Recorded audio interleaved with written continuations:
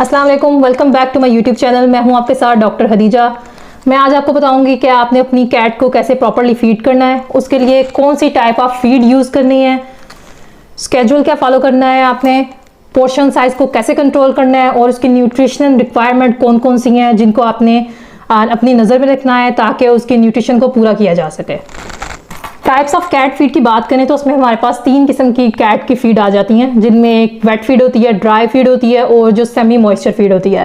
जो dry feed होती है वो किबल की फॉर्म में आती है, यानी कि पैलेटेड होती है, छोटे छोटे ग्रेन्स से बने होते हैं। ड्राई फीड का फ़ायदा यह कि उसको आप सेव कर सकते हैं, उसकी शेल्फ लाइफ ज़्यादा होती है, यानी कि वो ज़्यादा अरसे तक ख़राब नहीं होती अगर आप उसको ओपन भी करके रखते हैं as compare to wet feed, क्योंकि उसको जब आप ओपन कर लेते हैं तो या तो उसको आपको प्रॉपर्ली फ्रिज में स्टोर करना पड़ता है वरना वो ख़राब हो जाती है।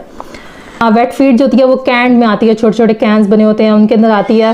वेट फीड का फ़ायदा ये है कि उसके अंदर मॉइस्चर कंटेंट ज़्यादा होता है, तो जो अगर आपकी कैट वाटर ज़्यादा नहीं भी इंटेक करती तो उसको ज़्यादा नुकसान नहीं होता।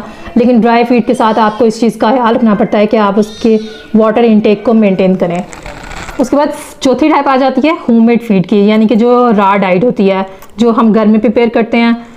उसको आपने कैसे प्रिपेयर करना है, उसके अंदर कौन कौन सी न्यूट्रिशन रिक्वायरमेंट होनी चाहिए। उसके अलावा पाकिस्तान में कौन कौन से पेट फूड के ब्रांड्स अवेलेबल हैं, जो जिनमें से कौन सा बेस्ट है आपकी कैट की एज के मुताबिक और उसकी न्यूट्रिशन रिक्वायरमेंट के मुताबिक, उसके लिए डिस्क्रिप्शन में लिंक मौजूद है दूसरी वीडियो का, आप उसको देख लीजिएगा।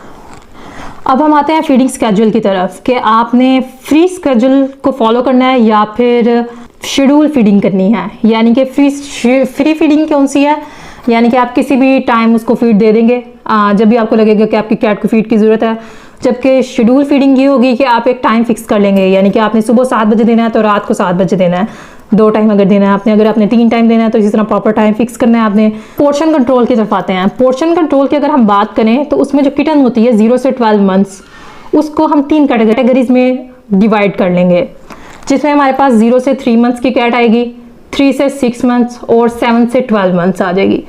अब जो 0 से 3 मंथ की कैट आ जाएगी हमारे पास, उसको हम देंगे 3 से 4 दफ़ा खाना देंगे। उसको हम ज़्यादा फ्रीक्वेंसी कर देंगे लेकिन क्वांटिटी को कम कर देंगे, यानी कि 1 से 2 टेबलस्पून 4 से 5 दफ़ा कर लें आप दिन में ना, आप उसको देंगे।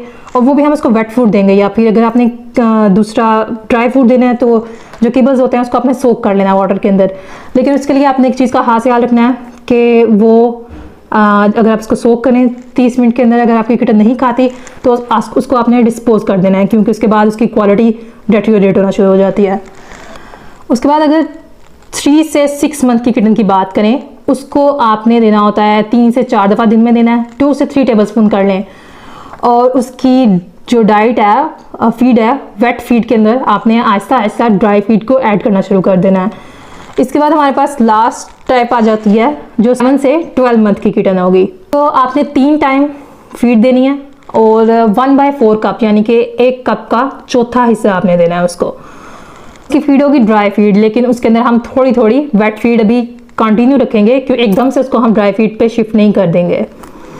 उसके बाद अडल्ट कैट की बात करें तो उसको आपने दिन में 2 दफ़ा खाना देना है, 2 टाइम्स पर डे। और उसकी फीड की क्वांटिटी कितनी होगी, 1/2 कप, यानी कि आधा कप आपने उसको देना है, और वो भी आपने इसको ड्राई फीड देनी है। उसके लिए वेट फीड ऐसे ही होगी जैसे हम खाने के बाद कुछ मीठा खा लेते हैं ट्रीट के तौर पे, तो वो होगी, वो एक न्यूट्रिशनल रिक्वायरमेंट के तौर पे फिक्स नहीं होगी, यानी कि वो लाजमी नहीं है कि आपने उसको देनी है। इन सब चीज़ों को देते हुए आपने कुछ पॉइंट्स का ख्याल रखना है, यानी कि अगर आप किटन को फीड दे रहे हैं तो आपने इस चीज़ का ख्याल रखना है कि उसकी जो डाइट है वो हाई प्रोटीन होनी चाहिए, क्योंकि ये इसकी ग्रोइंग एज है और उसके लिए उसको प्रोटीन की बहुत ज़्यादा ज़रूरत होती है। उसके बाद जो 6 से 12 मंथ की एज आ जाती है, वहाँ पे आपने इस बात का ख्याल रखना है कि वहाँ पे आपने आहिस्ता आहिस्ता उसकी वेट फूड को ड्राई फूड में कन्वर्ट करना है, एकदम से डाइट चेंज नहीं कर देनी।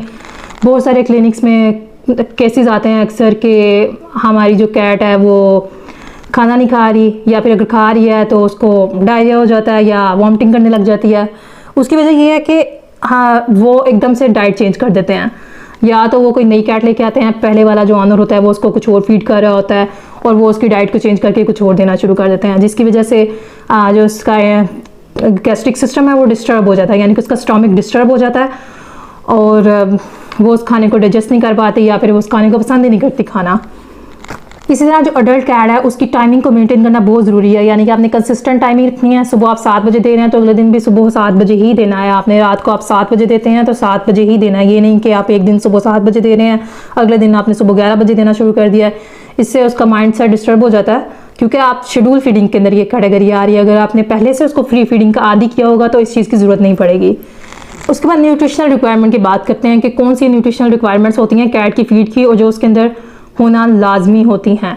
उसके लिए आपने कैट फूड के ऊपर लेबल देखना होता है। कोशिश करें कि देखें कि हाई मीट कंटेंट हो और लेस फिलर्स हों उसके अंदर। न्यूट्रिशनल रिक्वायरमेंट में जो सबसे लाजमी चीज़ एक आ जाती है वो सबसे पहले एक प्रोटीन होती है, जो कि इसको एनर्जी प्रोवाइड करने के लिए और उसकी ग्रोथ के लिए बहुत लाजमी होती है। किटन में 30 से 35% प्रोटीन चाहिए होती है। सोर्सेज क्या हो सकते हैं? चिकन, फिश, मीट और पेट फीड में भी आ जाती है। प्रोटीन आ जाता है जो कि बहुत लाजमी पार्ट है कैट की डाइट का, उसकी विजन के लिए, उसकी हार्ट हेल्थ को अच्छा रखने के लिए। और ये कमर्शियल डाइट के अंदर ये फैक्टर ज़रूर होना चाहिए कैट की फीड के अंदर। फिर फैक्टर आ जाता है फ़ैट का, जो कि 20 से 24% कैट की डाइट में लाजमी मौजूद होना चाहिए। फिर आ जाते हैं वाइटामिन आ जाते हैं, विटामिन ए, डी, ई, के, फिर मिनरल्स आ जाते हैं। और फिर आ जाता है वाटर का प्रॉपर इनटेक, यानी कि ड्राई फीड के साथ वाटर का कितना इनटेक होना चाहिए और वेट फीड के साथ। वेट फीड में 80 से 85% मॉइस्चर होता है, तो इतना ज़्यादा वाटर इनटेक का प्रॉब्लम नहीं होता। लेकिन जो ड्राई फीड है उसके अंदर सिर्फ 10 से 13% तक आलमोस्ट वाटर कंटेंट होता है, तो उसको आपने कोशिश करनी है कि प्लेंटी ऑफ वाटर दें।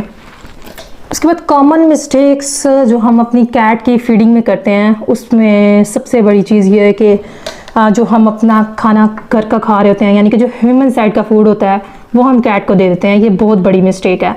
अक्सर अब चिल्ड्रन वगैरह जो होते हैं, बच्चे जो होते हैं, अक्सर चॉकलेट्स वगैरह खा रहे होते हैं या कोई भी ये बेकरी आइटम्स, तो वो अपनी किटन को या कैट को दे देते हैं, जो कि उसके लिए इंतहाई टॉक्सिक होता है। यानी कि चॉकलेट उसके लिए कहने पॉइजन के बराबर होती है। इस तरह कॉमन फूड्स जैसे ऑनियन, गार्लिक और स्पाइसेस वगैरह बिल्कुल भी कैट को नहीं देनी चाहिए। और दूसरी मिस्टेक क्या है, अंडर फीडिंग या ओवर फीडिंग। अगर आप इस तरह से उसका पोर्शन साइज कंट्रोल करेंगे, स्केड्यूल एक मेंटेन करेंगे, तो आप उसको माल न्यूट्रिशन से बचा सकेंगे।